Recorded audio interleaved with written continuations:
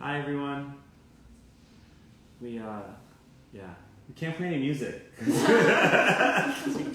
Keep on getting flagged. in trouble. We keep on getting flagged for music. Oh, Tara's on there. Hi. Hey, how's it going? Hey everyone. All right, you guys, we're just gonna wait a little bit, make sure everyone's on.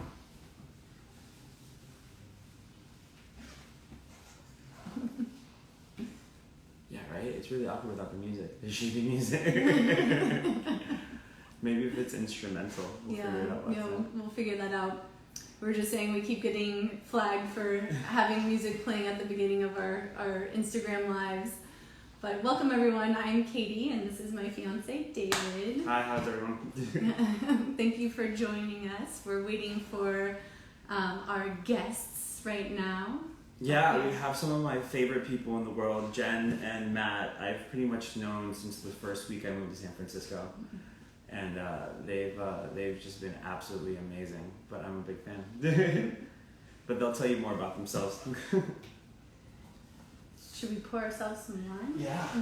We're going to be tasting through 3 vintages of the Emmeline Anne today. So we're really excited.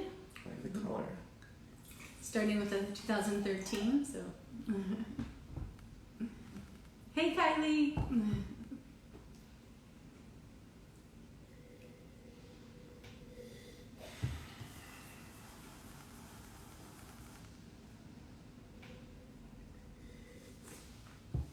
You want to start telling people why and how you started working with Emmeline Anne? Or how you know about it and just the whole story of that? Yeah, totally. So Emmeline Anne is owned by Wayne and Nancy Honeycutt, and they bought the property in the late 90s and planted the vineyard in 2001.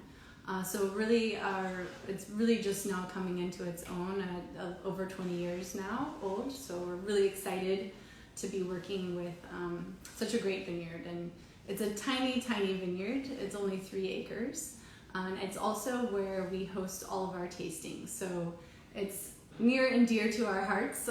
We're there quite often, and so it's really nice to be able to take pictures throughout the growing season and really see, the life of this vineyard. And it's a great spot. So we host tastings any day of the week.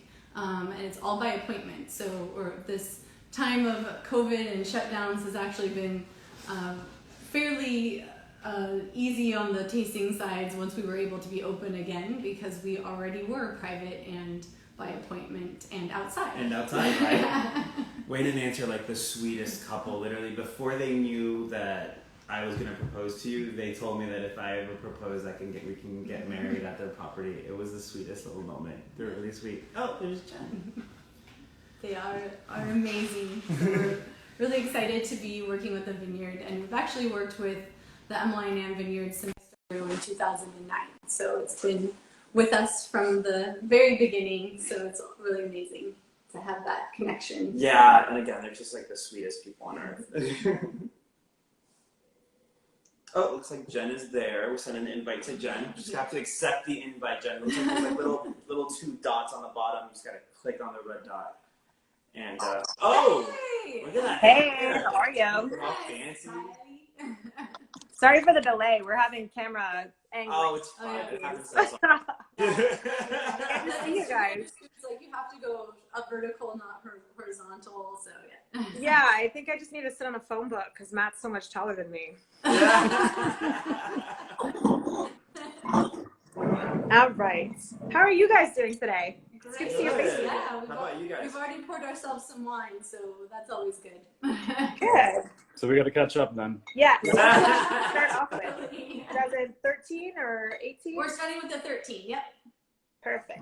Yeah. So thank you guys both for joining us. We wanted to point out you guys are quarantining together, so that's why we have you on as a team. But both Jen and Matt, Jen have started On Vino company, and they work together. So that's kind of the backstory of a little bit of the backstory. Oh, totally. Apart from being some of my favorite people on earth. Yes, likewise. But yeah, would you guys like to tell us a little bit more about yourselves? Yeah, absolutely. So my name is Jennifer Estevez. I'm the founder at Vino. We are a marketing communications agency, and we specialize in food and beverage companies. So we work primarily with high-end wineries, and then also wine and food startups. And so, yeah, I've been doing that since 2017 officially. Was working in consulting before that and working as a sommelier and wine buyer around the Bay Area. Turn it over to Maddie. Yes. So Jen and I have been working together for a while now, but we've known each other for even longer. As a part of Vino, I myself, as a business partner, I help do a lot of operational back-end stuff. My background comes into fine dining and wine and a sommelier kind of direction back when I was 21 years old, working in some kind of fine dining high-end restaurants in San Francisco Bay Area, where I'm natively from. And so together we've been able to pivot out of, a really fantastic industry, but using our skills in wine and our passions in hospitality and service, being able to put into a completely new direction. Love it. Yeah. Yeah, absolutely. During COVID, it's definitely been really interesting transitioning a lot of like what we do for wineries as sommeliers into just a digital aspect, like lots of brand development, lots of social media as restaurants still kind of stay closed. It's been so much more important for us to just refocus on helping people tell their story in a digital fashion rather than on the floor or at events, etc. So yeah, I feel like you've really been on like the forefront. Like whenever things start happening, you'd be like, oh yeah, Jen did that like too. Jen and Matt did that. So you guys are really on it. I think it's been great. Always stay busy. That's what we do. Completely. Definitely. Yeah, so Katie was just mentioning how she started getting to work. So the owners of this particular vineyard we're going to be tasting today is Wayne and Nancy, and they're just like the sweetest, most adorable couple in the world. And when did you start working with them again? So I started working with Emmeline and Vineyard in 2009 when I started LaRue. I actually first met them when I was working at Flowers Winery in 2007. So I've known Wayne and Nancy for a very long time, and it's such an amazing vineyard. It's so tiny. It's only 3 acres. It's all Pinot Noir. So this is always a blend. The Emmeline Ann single vineyard is always a blend of the 3 different blocks. There's 2 different sections of the vineyard that have 115 clone, and one has 777 clone. So. Yeah. Would you want to talk to us a little bit about the 2008 vintage overall, as far as kind of that area? The 2018 vintage? Yeah. Yeah. I thought we said 80. It's been a long day, long year. Long year for sure. Or 1980. Yeah, so the 2018 vintage actually was a really, really great and smooth vintage. We had really good fruit character in the wine. The yields were higher than normal, but for us it was still very low because normal yields out on the coast are, a lot of times under 2 tons to the acre. And in 2018, we got almost 3 tons to the acre, which is low for other areas. So even though you have that 2018 vintage, everybody's talking about it's an abundant vintage, and some areas maybe a little too heavy for the crop, for the vines. In our area, it was actually really balanced. So, but yeah, so we have our 2018 wines live on our website now or through our mailing list. So there's a link in our Instagram bio to join the mailing list and get an allocation. But we're actually starting with the 2013 Emmeline Ann. So we brought out a few of our library wines. This one is a way back library wine, and we did give a small allocation to our wine club. So if you join the wine club, you will get an allocation of a 13 and 17 in both 750 and magnums, which we don't make very many magnums. And your dad does all the magnums himself, right? Well, you did this year. Oh, that was going to be an easy job. That was not an easy job. There's wine going everywhere. It was JB. So my dad normally hand bottles the magnums. But we gas them, and they get the cork and capsule and label go on the bottling line, but you fill them by hand. And because of COVID, my dad wasn't allowed to leave the house because no, he was allowed to leave the house, but he wasn't allowed to come because of COVID. So David did the bottling of the Magnums this year. If you don't know Katie's dad, you literally just have to look up Katie's dad _ and that's his Instagram handle. He's like in the world, and she has 2 sisters, which I think is funny. So That's awesome. But yeah, he's just like, he's got a cowboy hat, handlebar mustache. He's just like the nicest human in the world. Really, really. Like a boss. He definitely is there anytime we need anything. He's there to help. So. Yeah. But yeah, what do you guys think of the 2013?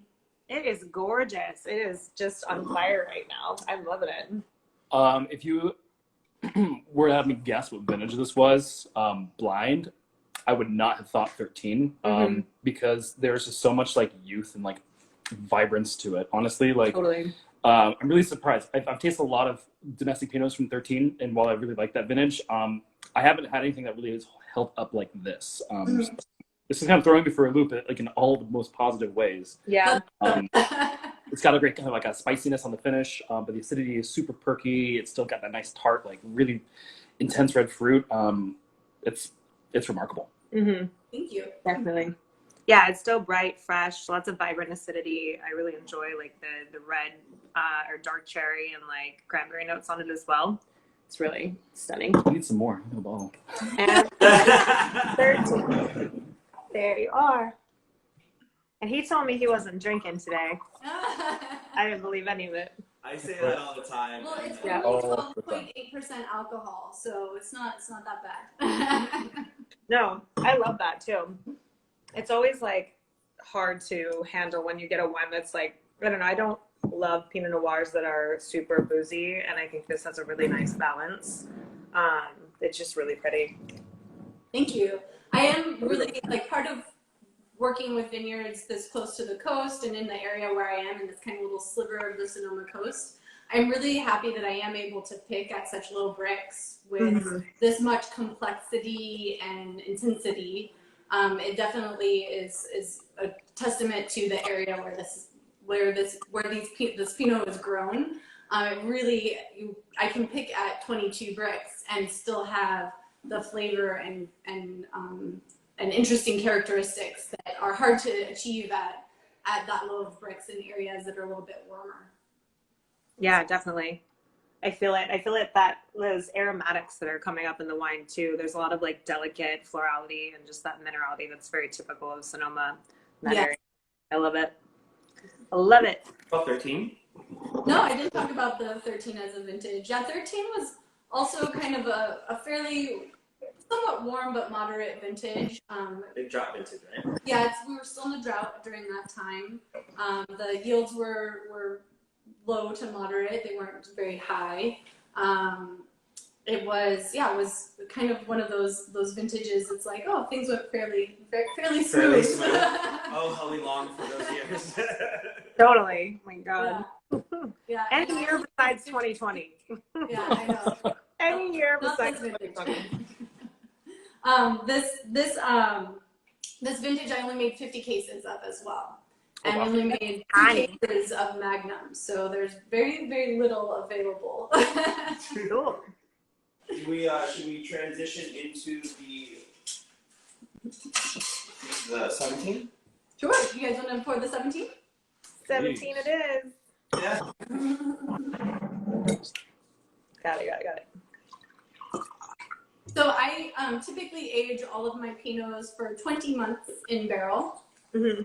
So all 3 of these wines have been aged for 20 months in barrel.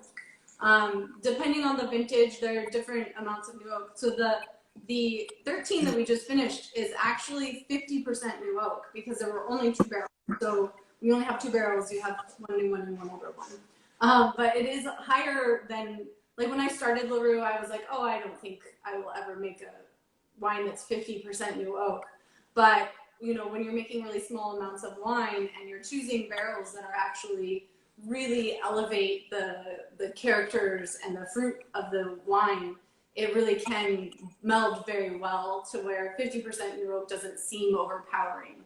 So I'm really careful with the barrels that I choose. And yeah, that's kind of how that, to me, that wine, even though it's older, it's like it's never seemed like it's been 50% new oak. Yeah, well, I always think you're really thoughtful with your oak usage, especially with your Chardonnays, which I'm obsessed with. I love the Chardonnays. But yeah, I did not think it was 50% oak on that Yeah. Pinot at all. I felt like that. I mean, oak for me should always be like an accent rather than the like main feature of the wine, because I feel like it's just something that people use as an excuse for poor winemaking. But yeah, I think that was, I was thinking it was around like 25, 30. I felt like it was really nice and balanced on the 13, especially. And same with this one that we're drinking now, the 17. I feel like the last time I had this wine, I was reminded that it was 50% new oak, and I had that moment of like, I forgot that was a thing, but you never know, because there's not very many people that can pull up that much new oak without it becoming such a prominent, like, you know, forefront feature. That takes a lot of skill, and that takes a lot of like real careful work. And when you mentioned it again, it was 50% oak. I was like, oh yeah, like I always forget that. Like, and so that's really refreshing quality. You know, people have a very strong opinion about oak in Pinot Noir, especially in California, and I admit I'm one of those. And it's some of those wines that, like, you know, keeps me in check. Like, actually, like being like, hey, you know, think about oak a little bit differently, because when done correctly, it can be absolutely stupendous.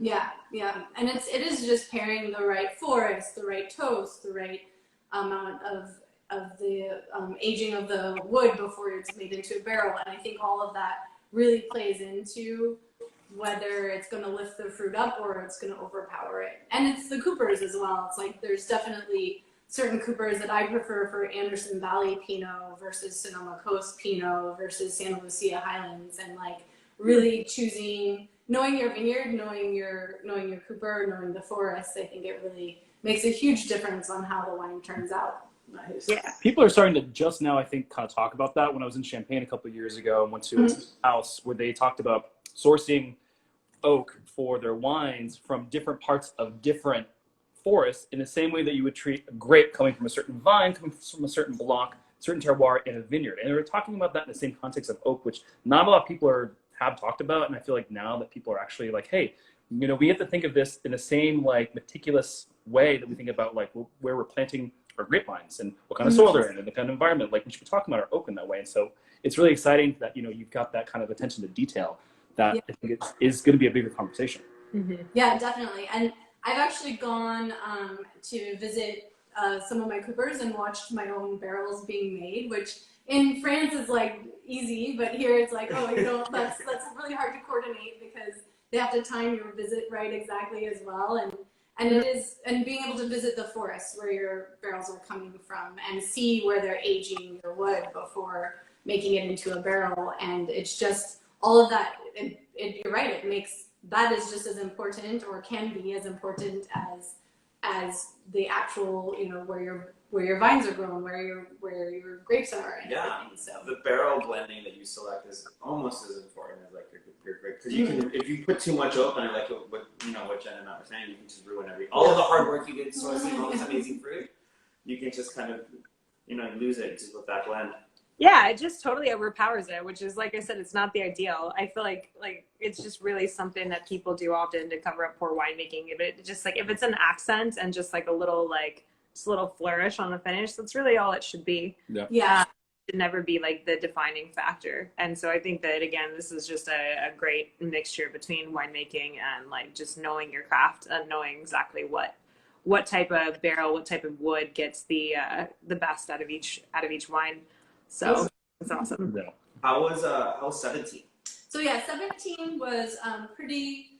We had a somewhat moderate summer, and then we had a really big heat spike the weekend of Labor Day. So this was the Emmeline was picked on September 9th. So about a week after that heat spike came through. So we did give the vines a little bit of a chance to recover from that. But almost all of my vineyards were kind of at that point, were like just about ready, and then that heat really pushed it through. Luckily, that giving it a chance to recover, it still held up really great acidity, and the bricks kind of, a lot of times when you go through a heat spike like that, the bricks do go backwards, and that did happen because what happens is the vines are really stressed and they're pulling moisture from the grapes. and then after they recover, they replenish a bit.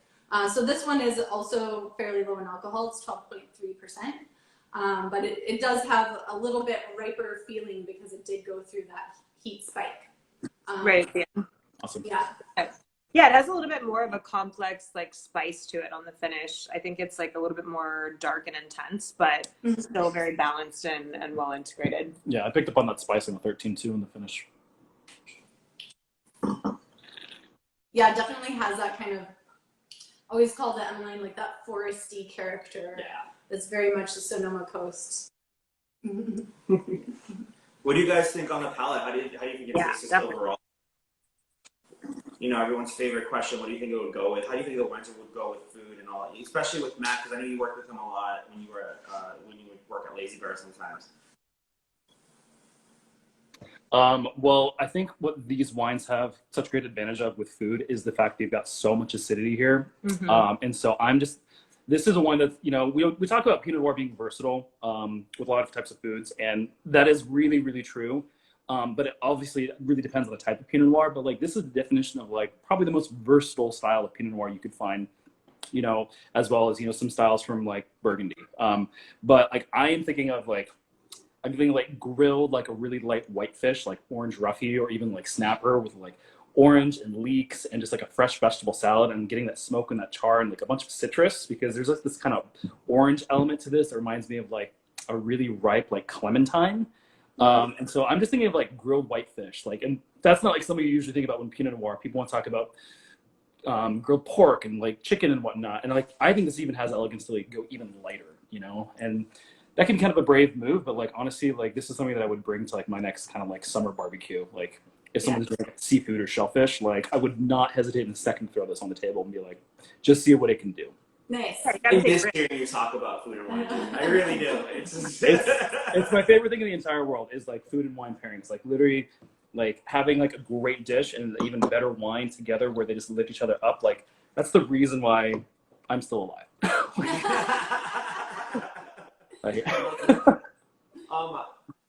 There was a question actually, I think from Bob or Bobster about stem inclusion, and I actually love how you tackle stem inclusion with your Pinot Noir. Like a lot of people may have like we always do this, we always do that, and I love what your take on it. If you want to talk about that a little bit. Yeah. So for me, it really depends on not only where the vineyard is at and the age of the vines, but also the vintage. And part of it is really just like looking at how the growth is going. So if I'm picking while the vines are still actively growing, I'm less likely to be doing stem inclusion on those vintages. And then also just like looking at the character of each vineyard as well. So for me, for stem inclusion, I prefer to not have the green characters that can come through. And you're more likely to get them when you're picking kind of on the early side where the vines are still actively growing, where the shoot tips are still have little tendrils out and trying to grow. And so for me, on some vintages, I just don't do any stem inclusion at all. And then on a vineyard by vineyard basis. So for me, for Emmeline, I've never done any stem inclusion on Emmeline. I really like how that kind of foresty, earthy character comes through that's naturally there, and it kind of is more of a delicate wine to me. I think it's probably one of our most delicate wines in the lineup. Oftentimes the color is fairly light, and that's just what it is. It's not, I don't do anything differently winemaking wise. It always is a little bit lighter in color than the other vineyards, but there's still an intensity there. Like it still has tannin and structure, but without the like very bold stem inclusion tannin and structure. Would you guys have guessed it one way or the other on stem inclusion? I didn't find a lot of stemminess to this wine at all. I thought it was more like the tannins that I was getting were more like soft, silky oak tannins. But again, not overpowering. So there's not a lot. I feel like there's a lot of people who do stem inclusion in California with good intentions, but you know, sometimes I think they don't know what they're doing. Well, it could be that, or they have a particular style that they're going for, and so I feel like I'm usually very sensitive to stem inclusion. Yeah. And I like it when it's done right. Right. I don't get a huge impression of that on this wine, but just in the same sense of I don't get a huge oaky impression on the wine. Like knowing you and like how you're able to take some like really bold winemaking choices that could really drive the wine in a different direction, but you know how to do it. I would have guessed like, yeah, there's probably stem inclusion in here, but it's done so well. Like it's only adding an extra like really thoughtful layer rather than being like a really like strong characteristic. Yeah, the stems are properly developed or you're not including them, which is what you're saying. And that definitely shows too in the wine. And I mean, I know plenty of people, like I said, they do stem inclusion, but without like the stems being completely like developed. And it's just like, those are not really ideal flavors for me. Obviously, there's always winemakers that can do that right, but you know, it's just finding that balance there too. So yeah. So next time you guys come over, we'll have we'll taste some of her 14s. Her 14s have a little bit of stem inclusion. They're cool. really, really interesting compared to the other ones. Oh, we have a comment about that maybe whole cluster is a better term. It's true. We should say whole cluster. Yeah. So and also kind of explain what we're talking about in case anybody who doesn't know what we're talking about is watching. But basically, a whole cluster fermentation is where we are not destemming the fruit. So we're leaving them as whole clusters, and usually it's a percentage of the fermentation. Some people do 100%, but a lot of people are doing anywhere from 15 to 50 to 75. And when I do a whole cluster inclusion, I have about usually 20% inclusion when I do that. So, and also, yes, about having the carbonic component. Yes. So the other part of whole cluster fermentation is that you can get some really beautiful fruit character. And that carbonic fermentation that happens in each of those berries while it's fermenting really can have a really bright and lively component to the wine, as well as the stems will give you some of that tannin that will come through and structure. They will do that as well. So it's a combination of both of those components that really give you a different style of winemaking. And like we're saying, for me, it's definitely based on where the vineyard is in its growing season, and also the actual vineyard and the age of the vines and how vigorous it is. If it's a super really vigorous area, those stems are more likely to give you the green component, the grassy note that comes through, or the stemmy note. But yeah, so that's kind of a bit of a rundown on the thought process behind that. And everybody does have different reasons for doing stem inclusion, but it definitely is gives you both tannin and that fruit driven component too. So yeah, we just poured some 18s. If you guys want 18. We will join you in that. Yeah. And I know I preemptively asked you about 18, but yeah. If you want to give a quicker synopsis. Yeah, totally. So yeah, I'm really excited for the 18s. We're really this is the first of the Pinots that we're releasing this fall. So again, if you go to our bio in our Instagram, you can join the mailing list and get an allocation.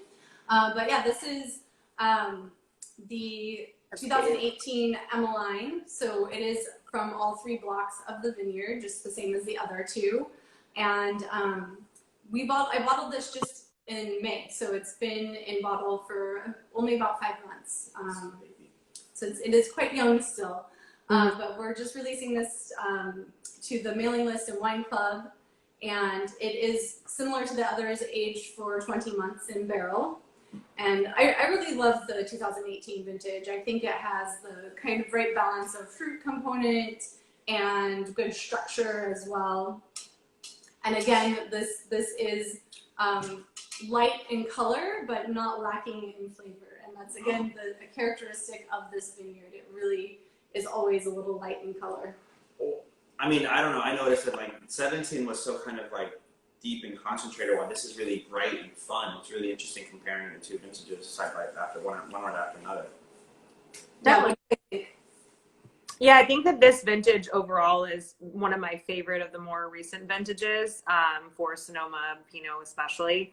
I think the wines, just in terms of structure, again, just speaking in generalities, have a really good balance of like fruit, acid, like tannin, and just a great structure. And this one is no exception. And these wines in general are just wonderful.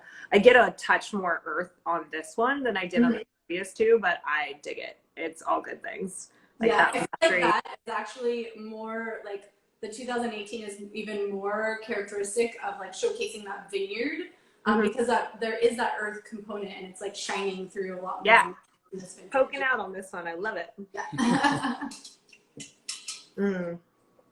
Any big winemaking differences from? No, and that's kind of the cool thing is that like winemaking, they're all very similar. So it is really cool to kind of taste them all in a lineup because I didn't do besides day-to-day fermentation decisions and then racking.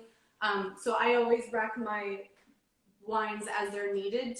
So I actually keep all my barrels separate through the aging process.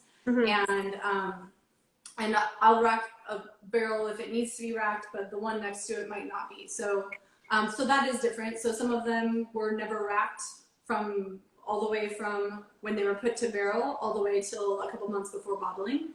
And then some maybe were racked 2 or 3 times between those times. So it's kind of a balance of really doing what each barrel needs. And I can do that because I only have 20 barrels. So I'm really very small. Get to see all. Yeah. We have a quick guest I appearance. Hey.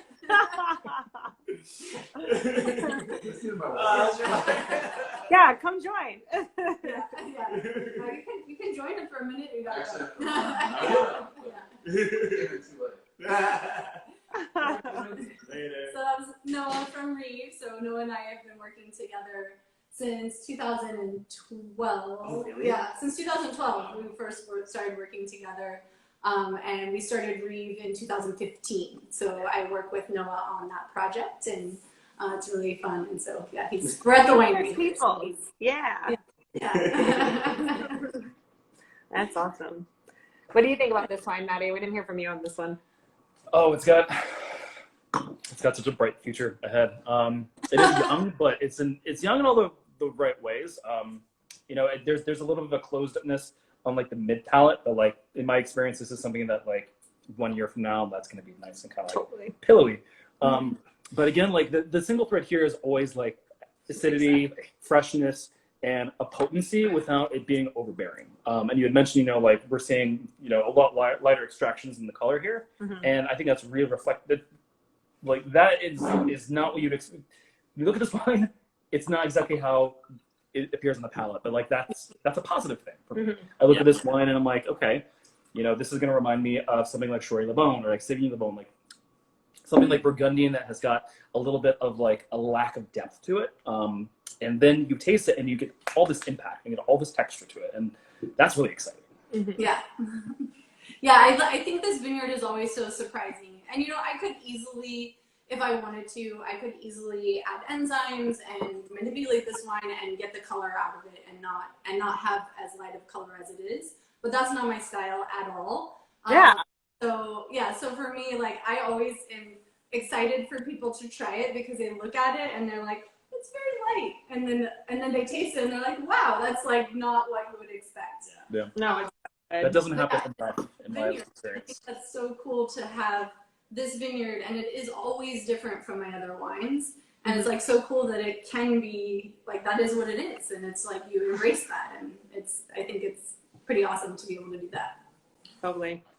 Now that you've had all 3 kind of side by side, anything that kind of stands out to you guys, or anything that you like? How do you think it ages? Even 17 and 18, I thought because we were conflicted about which vintages to try, but they're so different that it was really cool to try them side by side, just by how like elegant one is and how like bolder the other one is. What do you all think? For me, my favorite is the 13 because I love how much of a surprise that was. Good. Yeah. And it's followed by the 17. I think it's in a sweet spot, and I know that we're seeing like a very like common kind of trajectory with these wines, and like these wines are both going to get to that spot where the 13 is, which is really cool. But that 13, I wasn't expecting it to taste like that, so that was my favorite. Yeah. I had the I 13 love loco by the glass. I love the 13s. I'm like, when we met, when we first met, I was.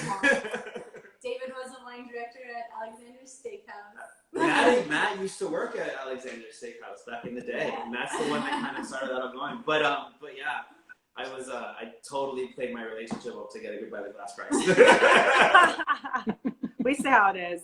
We see how it is. Jen, what was your opinion on everything? I really love the 13 as well. That was definitely my favorite. It is just kicking butt.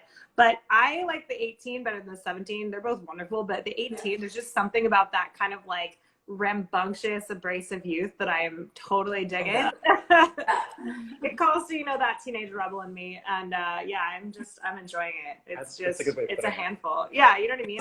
It's a handful. It's a handful, yeah. Or probably a mouthful would be the more appropriate way to say that. But, I don't know if either of those really sounds appropriate. So. That makes sense. It's like a teenage punk rocker. They look really hard on the outside, but like on the inside, it's a little bit. There's two different impressions that you get. They're from that ratchet and vulnerable. That's my There you go. There you go. So much. That's it. This is my favorite Instagram live we've done so far. Good. So happy to be doing this with you guys.